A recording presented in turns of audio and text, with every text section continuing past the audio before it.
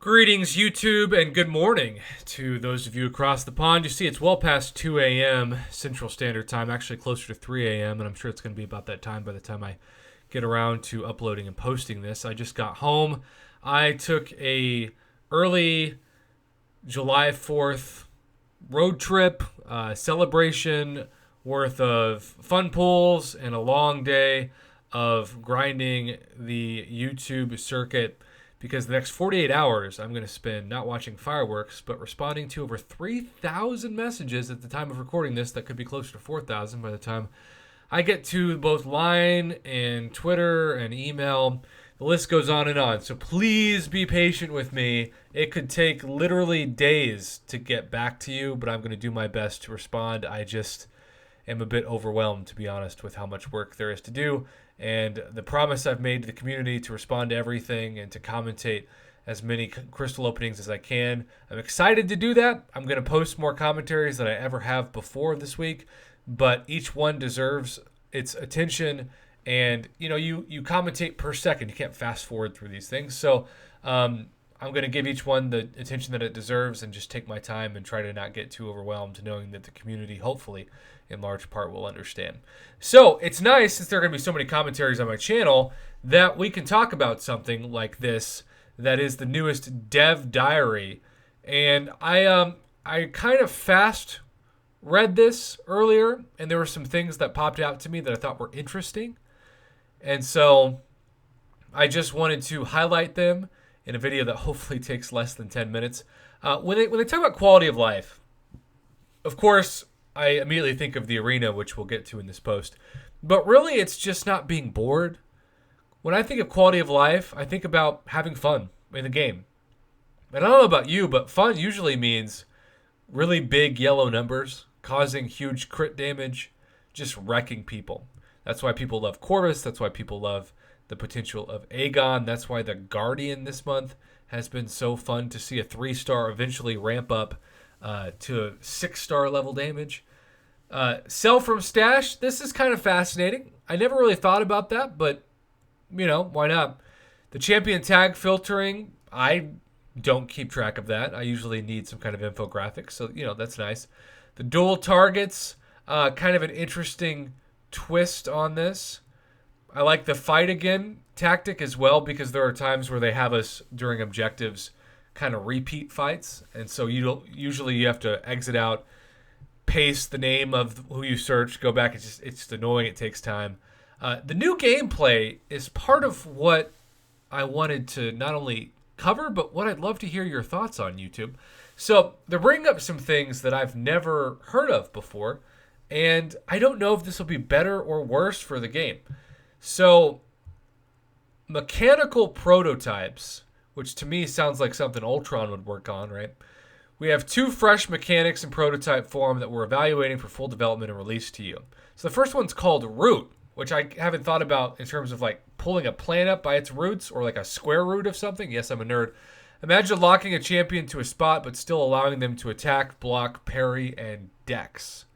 So I read that and I honestly don't even know if I fully understand what it means. So you lock a champion to a spot. I imagine somebody being frozen in place. That's what that means. But even though you're frozen, you can dex, which the definition of dex is dashing back, right? So maybe I just don't get it. Maybe I need to get a second master's degree. But I'm fascinated by the fact that apparently this is pretty interesting stuff. Makes dexterity a powerful tool in standard gameplay? Sure, and offers up some unique attacking options. We're excited by the potential of this quirky mechanic. So volume trigger, another interesting term, or as we prefer to call them, area of effect triggers, or what they sound like: large triggers, attacks, or defensive tools that affect a large area of the battlefield. When I hear battlefield, I think of the map, right? Do you read it that way? That's how I read it. Imagine traps being laid. Traps reminds me and triggers me to some of the best and worst moments of playing GoldenEye 64 growing up and having like proximity mines explode and have me die in like a vent. Most people aren't going to get that reference, but hopefully somebody does and appreciates it. Potential here is massive. So, okay. Do you feel intrigued by those two things? Are you like me? Do you really not know what to think or even what these things are about? So They could come to the contest as early as 2020, and spoiler alert, it's 2020. Fight replays. This is interesting to me because I usually do fight replays in the form of recording my gameplay through a computer through QuickTime since I use a Mac.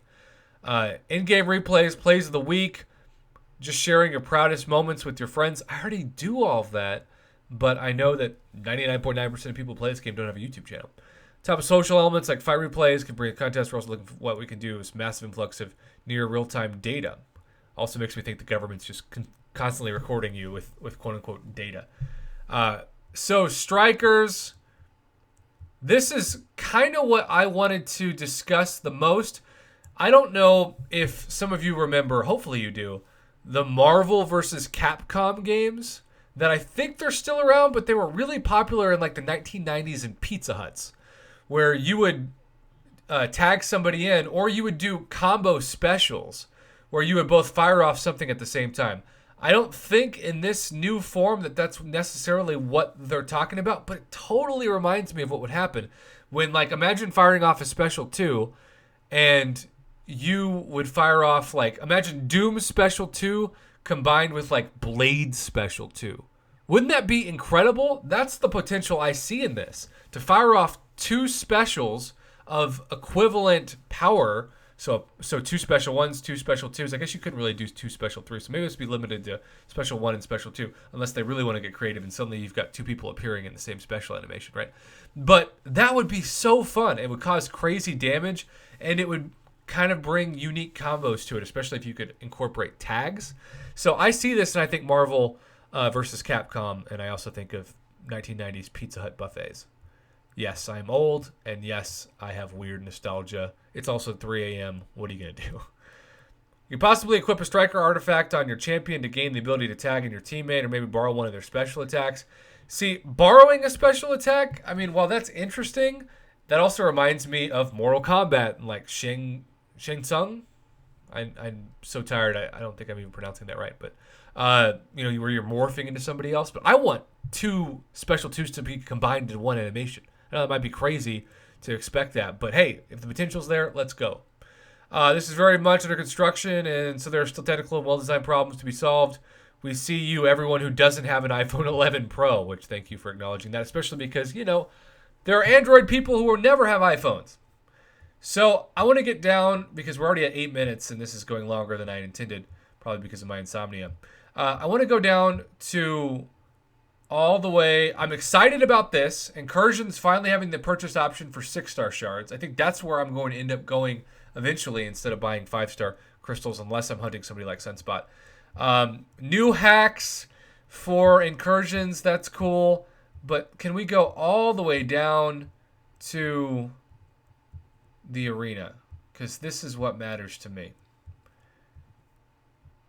And I'm glad that in an effort to mitigate issues around players quitting at the very start, no zone, no cooldown, and when the 5-day refresh happens, so let's say you use 6-star champions on the last day of a cycle of incursions, they'll be ready to go the next day with the new 5-day cycle. Yay, that's awesome. But let's scroll all the way down, because my goal was 10 minutes and we're already at 9 because there's just so much to it. Arena improvements, there we go. I still think, and yes, we've got a help ball button coming, but the consistent AI is nice, but there's got to be something you can do in terms of guaranteeing the best thing, which would be to not have these death matches so much. And I'm most excited, and this is what I want to touch on, to finally double the featured 5-star arena pool from 150 to 300. Thank God. That's hopefully going to eliminate some of the bots, but that's also going to make the scores lower and give people a chance to get the featured 5-star without having to grind as much during the work week or work weekend. That's exciting.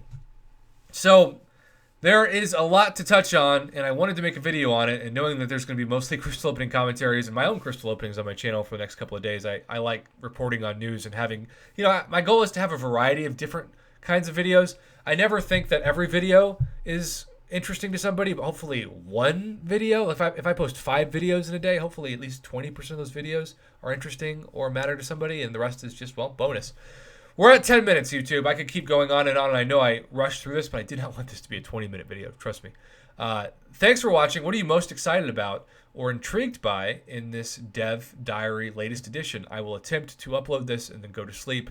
Happy 3 a.m. or if you're across the pond, happy 9 a.m. Cheers. Drink some tea for me.